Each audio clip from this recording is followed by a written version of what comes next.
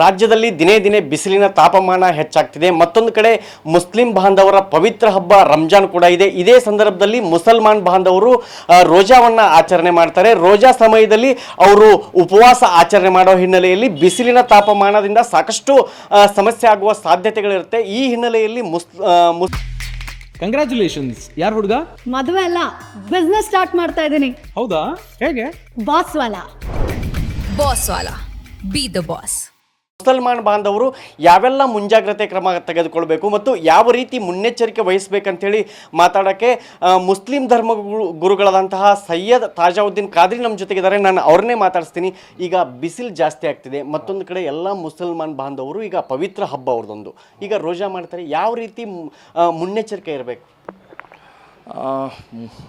ಇದು ಹೆಂಗಿರ್ತೈತೆ ಅಂದರೆ ಈ 2025ನ್ಯಾಗ ಇದು 13 ತಾಸದ ಉಪವಾಸ ಇದ್ದೇವೆ. ನಮ್ಮ ಇಸ್ಲಾಂ ಧರ್ಮನಾಗ 5 ಮೇನ್ ಪಿಲ್ಲರ್ಸ್ ಇದೆ. ಒಂದು ಕಲ್ಮಾ, ಒಂದು ನಮಾಜ್, ಒಂದು ರೋಜಾ, ಒಂದು ಝಕಾತು, ಒಂದು ಹಚ್ಚು. ಇದು ರೋಜಾ ಏನಿದೆ ಎಲ್ಲರಿಗೆ, ಬಡವರಿರಲಿ ಶ್ರೀಮಂತರಿರಲಿ ಮಿಡ್ಲ್ ಕ್ಲಾಸಲ್ಲಿ ಎಲ್ಲರೂ ಉಪವಾಸ ಇರಬೇಕಾಗ್ತೈತಿ. ಇದು ಇಂಥ ಇದು ಏನು ಬಿಸಿಲು ಇದೆ ಇದರಾಗ 13 ತಾಸು ಉಪವಾಸ ಇರೋದು ಭಾಳ ಇದು ಸ್ವಲ್ಪ ಕಠಿಣ ಇರ್ತೈತಿ. ಕಂಗ್ರ್ಯಾಚುಲೇಷನ್ಸ್. ಯಾರು ಹುಡುಗ?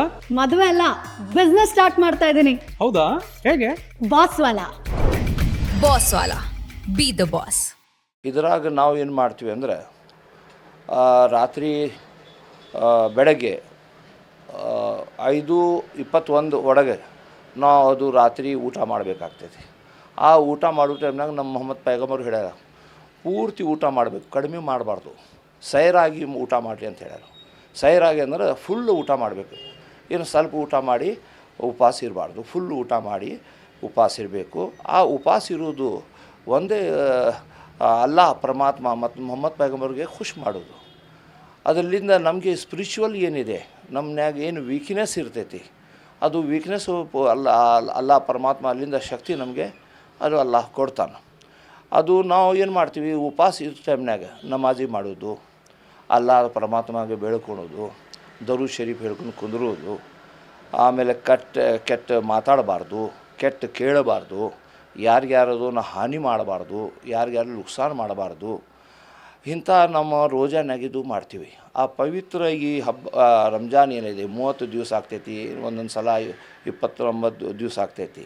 ಇಂಥ ರೋಜಾನಾಗ ನಾವು ಏನು ಇದು ಬಿಸಿಲು ಈ ವರ್ಷ ಏನು ಜಾಸ್ತಿ ಆಗಿದೆ, ಇದರಿಂದ ಸಣ್ಣ ಮಕ್ಕಳಿಗೆ ಸ್ವಲ್ಪ ತ್ರಾಸ ಆಗ್ತೈತಿ. ಅಂಥ ಸಣ್ಣ ಮಕ್ಕಳಿಗೆ ರೋಜಾ ಇರೋದು ಅವಶ್ಯಕತೆ ಇರೋಂಗಿಲ್ಲ. ಒಬ್ಬೊಬ್ಬರು ಫ್ಯಾಮಿಲಿನಾಗ ಸಣ್ಣ ಮಕ್ಕಳು ಉಪವಾಸ ಇರ್ತಾರೆ. ಇದರಿಂದ ನಾವು ಏನು ಮಾಡ್ತೀವಿ ಅಂದ್ರೆ ಬೆಳಗ್ಗೆ ಸೈರಿ ಅಂತ ಹೇಳ್ತೀವಿಲ್ಲ, ಬೆಳಗ್ಗೆ ನಮಾಜು ಮುಂಚೆ ನಾವು ಊಟ ಮಾಡಬೇಕು. ಅದು ಊಟ ಆದಮೇಲೆ 13 ತಾಸು ಏನು ನಾವು ತಿನ್ನಂಗಿಲ್ಲ, ಕುಡಿಯಂಗಿಲ್ಲ, ಯಾರಿಗೆ ಮುಟ್ಟಂಗಿಲ್ಲ. ನಾವು ಹೆಂಡತಿಲಿಂದ ದೂರ ಇರಬೇಕು, ಅಲ್ಲಾಹ್ ಪರಮಾತ್ಮಗೆ ಬೆಳ್ಕೋಬೇಕು. ಇಲ್ಲ ರಂಜಾನ್ಯಾಗ ನಾವು ಉಪವಾಸ ಇದೆಯಲ್ಲ, ನಮಗೆ ಶಕ್ತಿ ಕೊಡು, ನಮಗೆ ಸಲೋ ಬುದ್ಧಿ ಕೊಡಿ, ನಮ್ಮ ಮಕ್ಕಳ ಸಲುವಾಗಿ ಎಜುಕೇಷನ್ ಆಗಲಿ, ಎಲ್ಲ ನಾವು ಏನು ಬೇಕಂದ್ರೆ ಪರಮಾತ್ಮಗೆ ಕೇಳ್ಕೊತೀವಿ. ಆದರೆ ಇದು ಬಿಸಿಲಿನಾಗ ಏನು ತ್ರಾಸಿದೆ, ಇವು 13 ತಾಸು ಏನು ನಾವು ಉಪವಾಸ ಬಿಡ್ತೀವಿ. ಇದರಾಗ ಪ್ರಿಕಾಷನರಿ ಮೇಜರ್ಸ್ ಅಂದ್ರೆ ಏನಪ್ಪ ಅಂದರೆ, ನಾವು ಜಾಸ್ತಿ ಎಲ್ಲಿ ಅಡ್ಡಾಡಬಾರ್ದು. ಆಮೇಲೆ ನಾವು ಉಪವಾಸ ಬಿಡೋ ಟೈಮ್ನಾಗ ಶರ್ಬತ್ ಜ್ಯೂಸ್ ಅದು ಕುಡಿತೀವಿ. ಆಮೇಲೆ ಜಾಸ್ತಿ ಹೆವಿ ಫುಡ್ಸ್ ಏನು ತಿನ್ನೋಕೆ ಹೋಗೋಂಗಿಲ್ಲ, ಫ್ರೂಟ್ಸ್ ತೊಗೊಳ್ತೀವಿ, ಆಮೇಲೆ ಖಜೂರು ತೊಗೊಳ್ತೀವಿ, ಸೀಡ್ಸ್ ತೊಗೊಳ್ತೀವಿ. ಇಂಥ ಐಟಮ್ಸ್ ಇದು ರಂಜಾನ್ ಉಪವಾಸ ಟೈಮಿನಾಗ ನಾವು ಯುಟಿಲೈಸ್ ಮಾಡ್ತೀವಿ. ಮನುಷ್ಯನಿಗೆ ನೀರು ಭಾಳ ಇಂಪಾರ್ಟೆಂಟ್. ನೀರು ಇರಲಿಲ್ಲ ಅಂದರೆ ದೇಹದೊಳಗೆ ಶಕ್ತಿನೇ ಇರಲ್ಲ. ನೀವು 13 ತಾಸು ಉಪವಾಸ ಮಾಡ್ತೀರಿ. ನಿಮ್ಮ ಸಮುದಾಯದವರು ಆಲ್ಮೋಸ್ಟ್ ಕೆಲಸ ಮಾಡ್ತಿರ್ತಾರೆ ಹೊರಗಡೆ. ಅಂಥವ್ರಿಗೆ ಏನು ಹೇಳ್ತೀರಿ ಈ ಬಿಸಿಲಿಂದು? ನಾವು ಅವ್ರಿಗೆ ಹೇಳೋದು ಅಷ್ಟೇ, ನೀವು ರೋಜಾ ಇಡ್ತೀವಿ, ಅಲ್ಲಾಹ್ ಪರಮಾತ್ಮ ಹೇಳಿದ ಮೇಲೆ ನಾವು ಅದ್ರ ರೋಜಾ ಇಡಲೇಬೇಕು. ಅದ್ರಾಗ ತ್ರಾಸ ಆಗ್ತೈತಿ, ಮನುಷ್ಯಗೆ ತ್ರಾಸ ಆಗಂಗಿಲ್ಲ ಅಂತ ಹೇಳೋಂಗಿಲ್ಲ, ತ್ರಾಸ ಆಗ್ತೈತಿ. ಆದರೆ ಅವರು ಕೆಲಸ ಮಾಡೋ ಟೈಮ್ನಾಗ ಸ್ವಲ್ಪ ಪ್ರಿಕಾಷನರಿ ತೊಗೋಬೇಕು. ಸ್ವಲ್ಪ ಹಾಟ್ ಇದು ಬಿಸಿಲು ಟೈಮ್ನಾಗ 12 ಗಂಟೆಲಿಂದ ಒಂದು 2 ತಾಸು ಸ್ವಲ್ಪ ರೆಸ್ಟ್ ಮಾಡಬೇಕು. ಆ ಟೈಮ್ನಾಗ ಒಂದು ನಮಾಜಿ ಇರ್ತೈತಿ, ನಮ್ಮ ಜೊಹರ್ ನಮಾಜ್ ಅಂತ. ಆ ಟೈಮ್ನಾಗ ಒಂದು ½ ಅವರ್ ನಾವು ಪ್ರೇಯರ್ ಸಲುವಾಗಿ ನಾವು ಏನು ರೆಸ್ಟ್ ತೊಗೊಳ್ತೀವಿ, ಆ ಪ್ರೇಯರ್ನಾಗ ನಮಗೆ ರೆಸ್ಟ್ ಸಿಗೋದು.